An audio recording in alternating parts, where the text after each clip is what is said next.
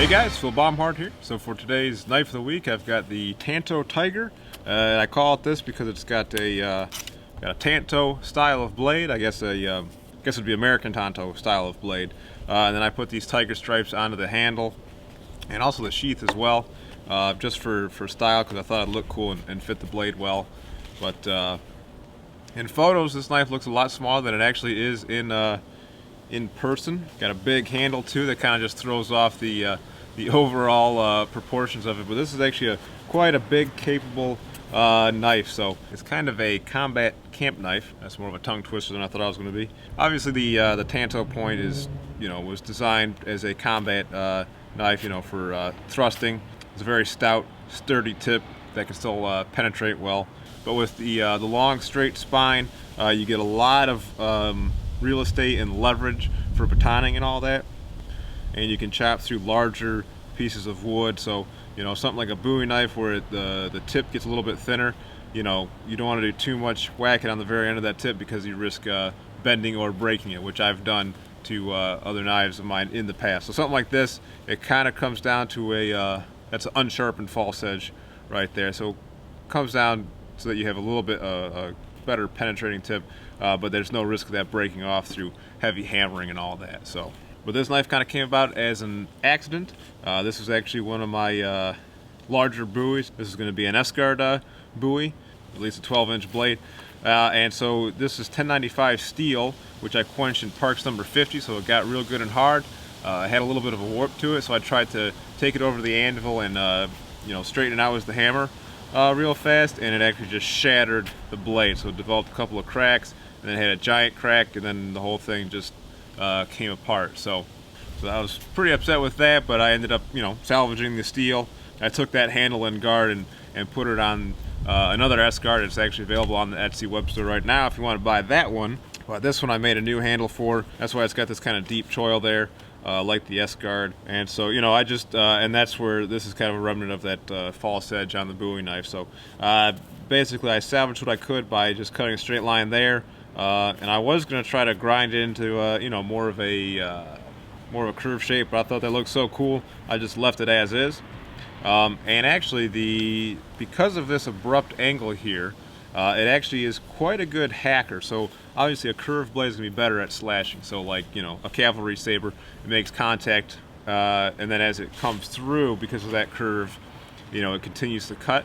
But with something short like this, actually that abrupt angle, you make contact with something, and that hard point will actually dig in deeper and actually make a deeper wound channel than maybe a curved blade, the same blade except with a curve, because you have that extra material sticking out. So with the handle design, I have a really big choil right there. So with your gloved hand, that actually fits real nicely. It's a cold day. I don't even know if it's 20 degrees out. But with no gloves on, actually 2 fingers kind of fit in there. So really big handle. And then I've got this portion back here, so that's great to choke back on for extra leverage in a chop, and also extra leverage to hold it here for doing batoning or something like that. So combat camp knife, and with the black marks here, this is actually burned down with a propane torch just because I thought it would look cool, and then I went over it all with linseed oil. So and then with the sheath, stained mainly with neat's foot oil. I took the birch oil that I made, and I put these real subtle stripes in there. I just put a layer of birch oil on there, and it came out real subtle. Shows up nice on camera, but it just sort of completes the overall aesthetic of the knife. So integral retention snap there, and I kind of looped over this tab here so that you're not scratching up your handle, but the knife secures well. And then I ended up putting a Tech Lock attachment system on there. So that's got a nice lock. You pinch it in and then it opens up, and then this can go on your belt. There's some little spacers here if you have a thinner belt. I typically don't use those, but they'll snap on your belt, and you can flip that over so you can put this on and off without taking your belt off. You can also, you kind of have to get in to change it out. You'd have to kind of get into the sheath, but you can undo these screws and flip this around so you could change the orientation if you wanted kind of a horizontal scout carry. And then the little the tabs here, or these cutouts here, that'll actually fit onto molly gear and webbing like that. So this is big enough to fit onto a web belt. So a lot of good options with this. So as a camping or outdoors knife, great to have. And it just sort of fits with the kind of modern tactical look, because this is obviously not a historic looking blade. It's more of a modern look. So started off as a disaster, but I feel pretty happy with the way I salvaged this blade. I really like the way this one came out. It's a good overall size. It's kind of like a one tool option, like if you needed something that would serve as a self-defense knife, but then also emergency wilderness survival, so batoning wood, processing firewood, that kind of thing.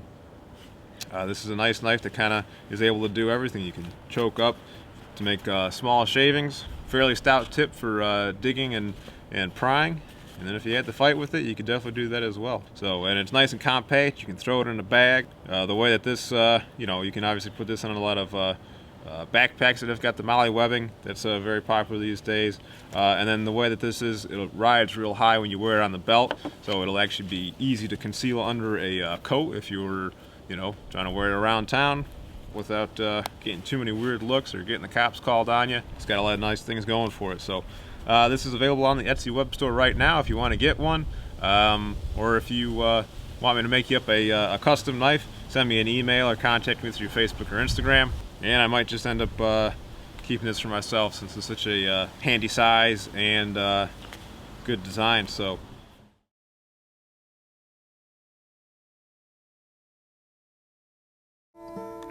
hello darkness, my old friend. So you can see right there, nice big old chip. So that's a bummer, man. That really stinks. So, like I was saying, this is 1095 steel. So I got it good and hard in that initial quench of the Bowie knife, and that's when it shattered.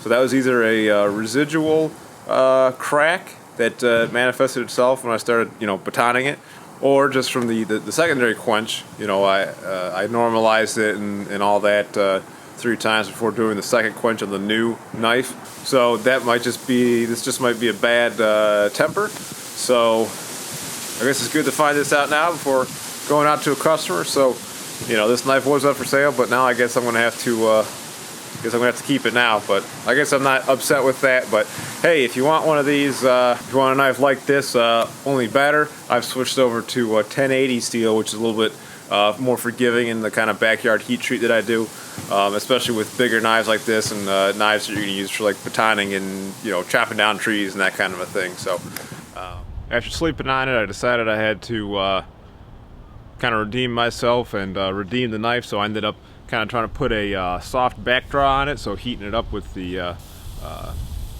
MAP oxygen torch that I got to just soften steel up. I was going for that straw color, of course, but it actually got away from me pretty quickly. So you can see there's a lot of blue in there, which is generally bad, but hey, I mean, it is what it is at this point. So I'll take that over it being too hard. So I went ahead and I chopped up that that same piece of ash that I had split yesterday, which had this, which caused this chip. So in addition to the heat treatment, so I'm not trying to like make an excuse here, but in addition to the heat treatment, yesterday was real cold. I think it was like a high of 20 degrees, and then that it had rained the day before, so that wood was frozen. So it was wet and frozen. So good hard piece of wood, and you can see in the footage that I was really wailing on it with that other stick. So I was hitting it pretty hard. So a good test, but it was pretty rough. So if we look at that piece of ash, you can kind of see it's got that wavy pattern in there. That so actually this would probably make a decent knife handle if I can clean it up. Kind of have that tiger stripe appearance to it. But so all those little undulations in the wood, so as I'm going through with the the knife, it just sort of created a pinch point with that edge, and I had it thin enough that it just cracked it off. So the steel was cold and the log was frozen, and with those little ridges in there, I think that helped contribute to that. But I mean, something marketed as a camp knife should be able to go through that. So again, not an excuse. I am going to be keeping this. And then I also chopped that log I was using as a baton, chopped that in half. And that was a piece of maple, so that was some hard wood. But I got through it. The edge otherwise held up fine. It's still sharp. Let's see.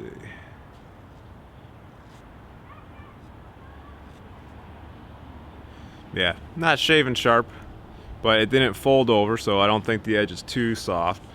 Yeah, I'll take that. You know, still happy with this knife. Still like it. We'll clean up the colors a bit here, and hopefully we'll have a long and productive service life. So hopefully you guys enjoyed the video. Kind of took a different turn than what I was expecting, but I think we prevailed in the end. So as always, thank you so much for watching, and until next time, be more Viking.